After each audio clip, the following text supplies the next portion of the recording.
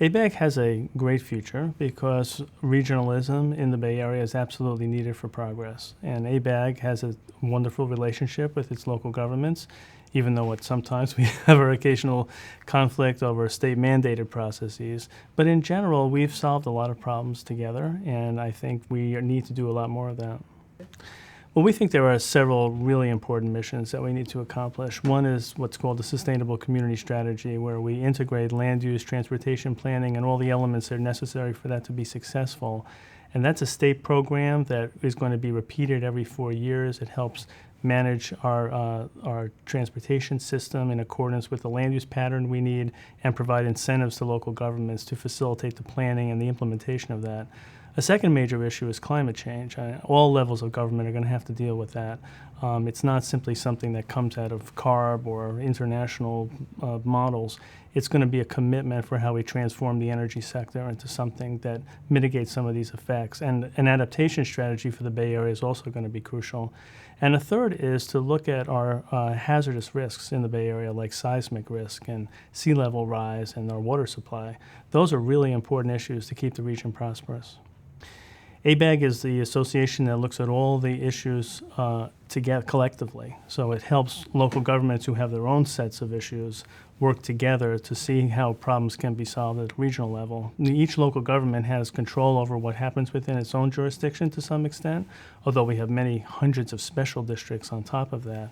But to have the big picture collaboratively worked upon is crucial. Because when one city is doing one type of planning and it affects another city, whether it's through traffic or air emissions or water supply, those don't get resolved except by lawsuit. So that's the absolute worst way to do planning. It's much better for us to come together and figure out what the bigger scheme would be. Well, I think ABAG has to be a real synergizer of information and a convener of all these different levels of government and the private sector. ABAG can partner with many different agencies and the private sector in thinking through what the best solution is. Someone's got to think about how we reform government in general, because we're in a fiscal free fall here in the state and we don't want to see the Bay Area go down with the ship in the same way. I think the Bay Area is so strong economically and with so much innovation and universities and so many assets that would be a real shame to see that wasted in any way. So if we can all get together and figure out what we want to advocate for, I think we have a much better chance of succeeding. Well, there are 4 regional agencies that are controlled by locally elected officials, and they each have their own mandates and responsibilities, but they have the same group of officials who come from local government governing their boards. And it became really important that everyone get on the same page, because it made no sense for one agency to be operating under one initiative and another agency to be operating on an initiative that didn't support it. Now, sometimes that requires some compromise, and it requires some dialogue to figure out how those agendas come together. But it's been a really interesting process to see how much we really do want to support each other within the confines of our own mandates. So that's going to require some reform and dialogue. Well, a lot has happened in the Bay Area in the last 50 years that are enormous successes, and there are many champions of people who work behind the scenes who you rarely hear of. ABAG did a lot that helped lay the foundation for a lot of the open space planning and for the BART system and for thinking about land use and transportation working together. In my eyes, ABAG helped promote the idea of SB 375 and the Sustainable Community Strategy by looking at forecasts based on policy and also providing blueprint planning that would demonstrate the importance of infill development and the kinds of reforms that are necessary to support that. SB 375 requires that every region come up with its own plan as to how to integrate its land use and transportation planning. But it's more than that, because it tries to develop a sustainable plan, which means that whatever we come up with now has to also work in the future. So when you're looking at the future and all the issues that are associated with it, you're looking at how do you make the region more prosperous? How do you make it more efficient? How do you make it resilient and adaptive to its risks? All of those things have to come into a sustainable community strategy. And now that the state has given its sanction, we think if we come up with a good plan, we'll get some funding and self-help tools that will allow the region to be able to advance.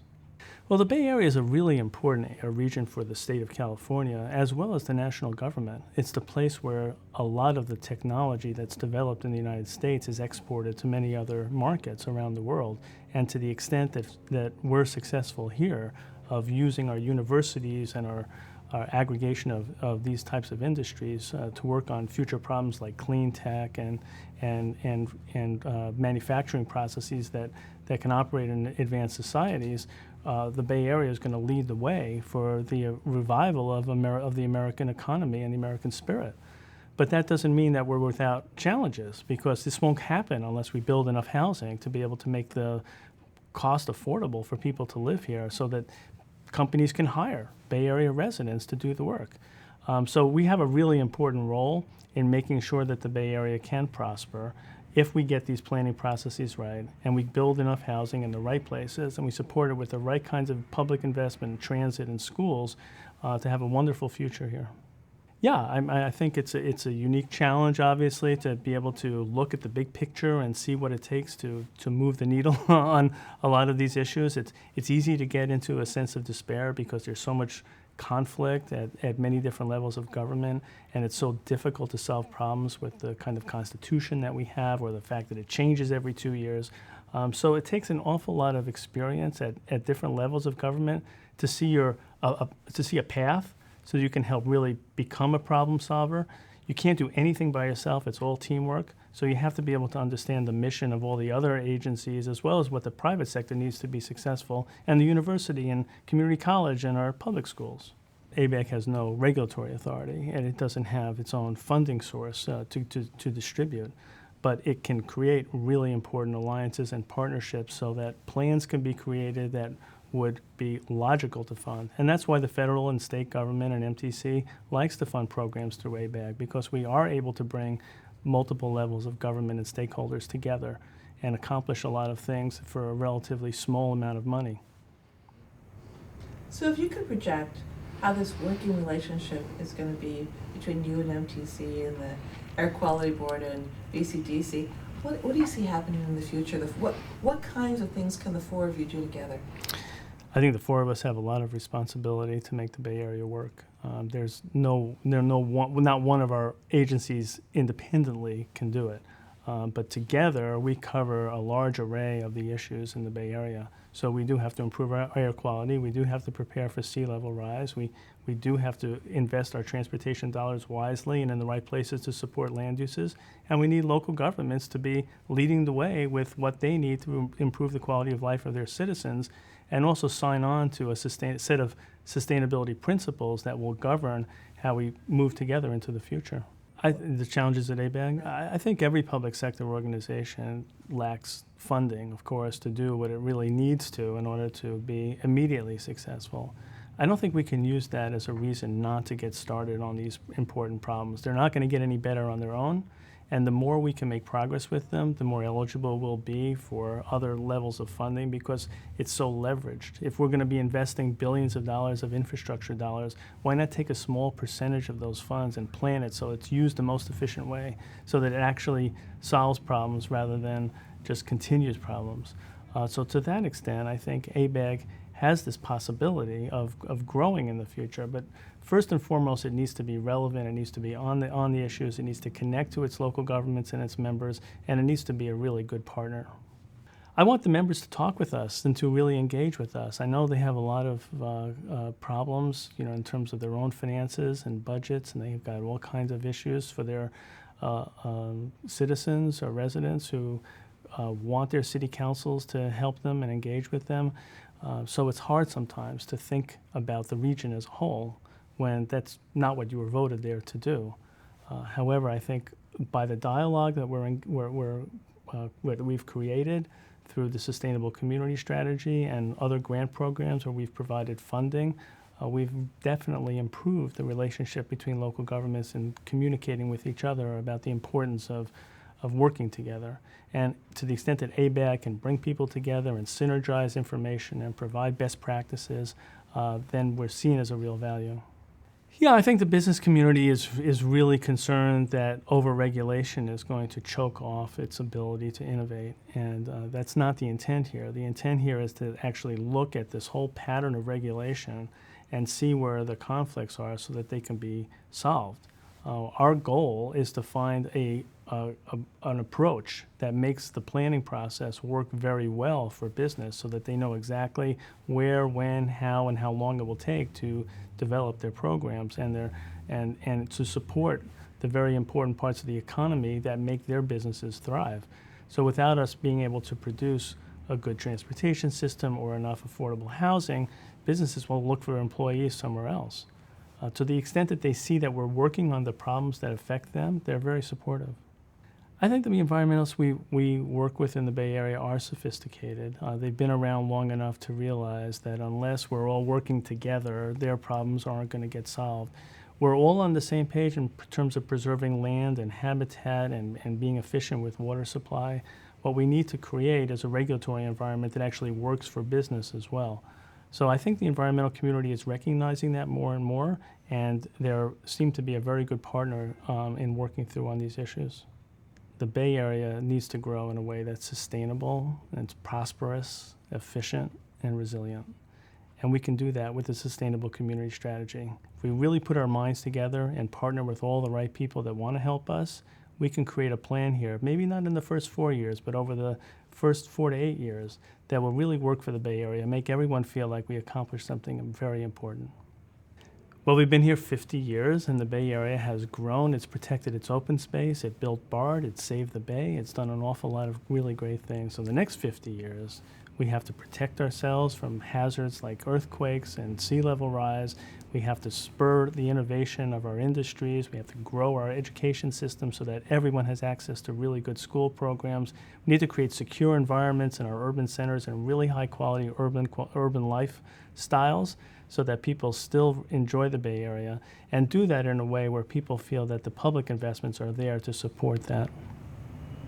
What kinds of questions would you want me to ask some of the previous executive directors of MTC and ABAG? Did they always imagine a day when the 4 regional agencies would be working hand in hand through the staff process and having their board members sit together in a joint policy committee thinking about a regional comprehensive plan? Did they think that that was going to happen in 2010, or did they think that was going to be happening much further into the future? Did they believe that ABAG could have a substantive role in all of the major issues that are facing the region? Or did they think ABAG was mostly going to be service-oriented and just helping local governments prevent the state from doing things that local governments didn't want to see happen here? Well, ABAG initially was created because they were concerned about the hegemony of the state and how transportation planning, for example, did not necessarily take into account local government interests. So for a long time, there was a lot of concern that other levels of government were going to infringe on local government rights. That was one issue. Then a second issue was that big cities in the past, over the last 100 years, have wanted to dominate the regional agenda, and suburban cities didn't want to see that occur because they valued their own way of living, and they wanted to have control over the growth of their cities. In my view, that logjam was broken when ABAG started its focus program with MTC and created these priority development areas and offered funds to actually do that. Then local governments on their own could voluntarily submit areas of growth, and we could easily see how the framework for regional growth could take place. But it wasn't done top-down. It was done by getting local governments to, on their own, submit development plans. Then we started to see our collective interest. And I think that's really calmed down a lot of the friction that has been caused in the past through regional planning. Well, a couple of things have happened. When ABAG and MTC were being considered for merger or takeover, a lot of conflicts came out in the open about who was going to control the agency and which local officials were going to have a say and how were the staffs going to relate. And some tension was built up around that. In some ways, that crisis became an opportunity because the more people could then focus on the need to work together, they began to build the actual bridges that made it happen.